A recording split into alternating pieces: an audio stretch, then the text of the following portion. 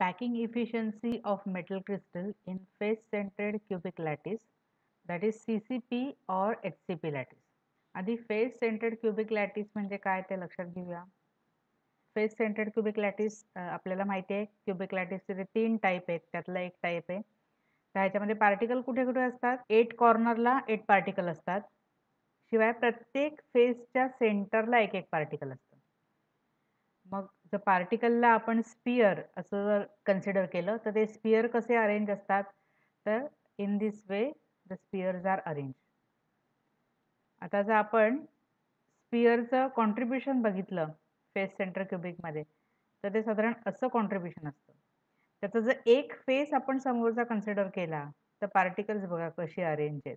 फक्त एक face consider केला आपण तर पार्टिकल्स बघा, हे एक पार्टिकल कॉर्नरचं, मग हे सेंटरचा पार्टिकल आणि हे या कॉर्नरचं पार्टिकल. आता हाच डायग्राम आपल्याला पुढे कन्सिडर करायचा आहे पॅकिंग इफिशियन्सी काढताना. पॅकिंग इफिशियन्सी काढण्यासाठी बघा हा डायग्राम आपल्याला वापरायचा आहे. त्याच्यासाठी काय करायचं आहे आपल्याला पहिल्यांदी? The relationship between edge length of the unit cell that is a and radius of the particle that is sphere R. आता इथे जर आपण हा डायग्राम बघितला त्या डायग्राममध्ये ह्या कॉर्नरला एक पार्टिकल आहे, त्यालाच दुसरं पार्टिकल जे सेंटरचं आहे ते टच झालेलं आहे आणि त्यालाच हे इकडच्या कॉर्नरचं पार्टिकल पण टच झालेलं आहे. सो एका कॉर्नरचं पार्टिकल, मग सेंटरचं पार्टिकल, मग ह्या कॉर्नरचं पार्टिकल, अशी तिन्ही पार्टिकल एकमेकांना टच झालेली आहेत. त्यामुळे ही जी AC जी लेंथ आहे ती AC ही ज्या ABC ट्रायंगल ची जी हायपोटेन्यूज आहे आणि हा ABC ट्रायंगल हा आयसोस्केलस ट्रायंगल आहे. आता ABC ट्रायंगल हा आयसोस्केलस ट्रायंगल का आहे? कारण AB आणि BC ह्या दोन एज लेंथ आहेत क्यूबच्या. आपल्याला माहिती आहे की क्यूबच्या एज लेंथ सेम असतात, ज्याला आपण A म्हटलंय. त्यामुळे ABC हा आयसोस्केलस ट्रायंगल झाला. आपल्याला हे पण माहिती आहे की क्यूबमध्ये जो एजेस मधला अँगल असतो तो 90 डिग्री असतो. त्यामुळे ABC हा झाला आयसोस्केलस राईट अँगल ट्रायंगल आणि त्याच्यामध्ये ही जी लेंथ AC आहे ती length AC will be equal to 4R. आता ही 4R कशी लेंथ? तर या पहिल्या पार्टिकलची रेडियस, मग या मधलं जे पार्टिकल आहे फेसच्या सेंटरचं त्याचा डायमीटर म्हणजे 2 रेडाय आणि मग ही इकडच्या पार्टिकलची या कॉर्नरच्या पार्टिकलची radius. So R plus R plus R plus R असा झाला 4R. आता हा AC, आता ही जी लेंथ AC आहे ती आयसोस्केलस राईट अँगल ट्रायंगल ABC ची हायपोटेन्यूज आहे आणि आपल्याला माहिती आहे की जर आयसोस्केलस राईट अँगल ट्रायंगल असेल ABC तर त्याची हायपोटेन्यूज आपण लिहू शकतो √2 into side. So √2 into A, कारण का ही AC ही हायपोटेन्यूज आहे आयसोस्केलस राईट अँगल ट्रायंगल ABC ची आणि हा 45 45 90 चा ट्रायंगल झाला आणि 45 45 90 च्या ट्रायंगल मध्ये आपल्याला माहिती आहे हायपोटेन्यूज आपण ऑलवेज √2A अशी लिहितो. मग आता इथे लेंथ AC बरोबर आपण 4R पण लिहिलाय आणि length AC is equal to √2A पण लिहिलाय.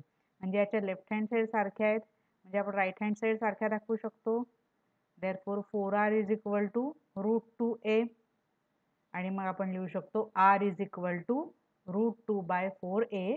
हेच आपलं एम होतं पहिल्या स्टेजचं, A आणि R मधली रिलेशनशिप एस्टॅब्लिश करायची. So radius of the sphere किंवा particle is equal to √2/4 into A that is edge length of the unit cell. आता पुढची स्टेप काय असणार आहे आपली? तर एका स्पियरचा म्हणजेच पार्टिकलचा व्हॉल्यूम काढायचा, कारण आपण पार्टिकलला स्पियर म्हणून कन्सिडर केलाय. आता आपल्याला माहिती आहे की volume of sphere is equal to 4/3 πr³. आता ह्याच्यामध्ये जर आपण R ची व्हॅल्यू पुट केली इन टर्म्स ऑफ A, जी आपण आत्ताच कॅल्क्युलेट केली, तर ते काय होईल? 4/3 पाय इंटू R ची व्हॅल्यू घातली √2/4 into A the whole cube, कारण इथे R³ आहे. कारण का? तर R is equal to √2/4 into A ही व्हॅल्यू आपण आत्ताच काढलेली आहे. मग ह्याचं जर आपण क्यूब केला तर आपल्याला काय मिळेल? 4/3 तसंच राहतील, पाय √2 चा क्यूब येईल 2√2, 4 चा क्यूब येईल 64 आणि A³ म्हणजे 4/3 पाय इंटू 2√2/64 इंटू A³. आता ह्याला जर आपण कट केलं, 4 1 जा 16 4 जा 64 आणि मग 2 1 जा आणि इकडे 2 8 जा असं जर कट केलं तर आपल्याला मिळेल 1/3 इंटू पाय √2/8 इंटू ए क्यूब. आधी 4 आणि 64ला किंवा आधी 2 आणि 64ला पण करू शकता तुम्ही किंवा 4 आणि 64ला हे रिड्यूस केलं की आपल्याला हे त्याचं आन्सर मिळेल. आणि मग आपल्याला आन्सर काय मिळेल? देअरफॉर व्हॉल्यूम ऑफ स्पियर म्हणजेच one particle is equal to √2/24 into pi a cube. हा झाला एका स्पियरचा व्हॉल्यूम. आता आपल्याला total volume occupied by all particles in the unit cell काढायचं असेल, कारण युनिट सेलमध्ये किती पार्टिकल्स आहेत त्याच्यावर हा टोटल व्हॉल्यूम ऑक्युपाइड डिपेंड आहे.